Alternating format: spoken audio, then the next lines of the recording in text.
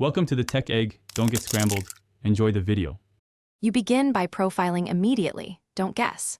Open the Unity profiler and capture CPU, GPU, rendering, and memory data on your target device.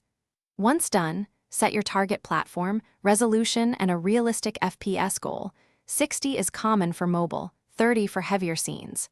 Make a baseline recording of the most complex scene for 30-60 seconds and note top spikes. This baseline tells you what to optimize first and prevents wasted effort chasing non-issues. Now you refine scenes and assets to cut runtime cost.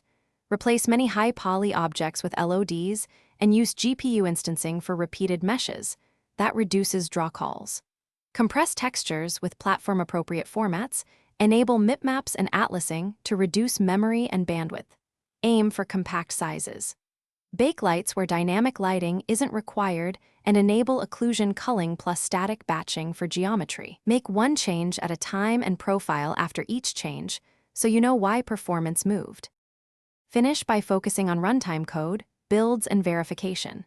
Reduce managed allocations and per-frame garbage creation.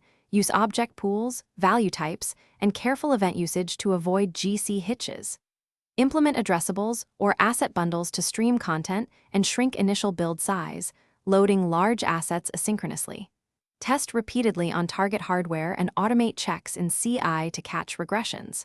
If things still stutter, check the profiler for unexpected spikes and disable subsystems one by one as a troubleshooting tip to isolate the cause. Thanks for watching. Consider subscribing if I helped unscramble your problems.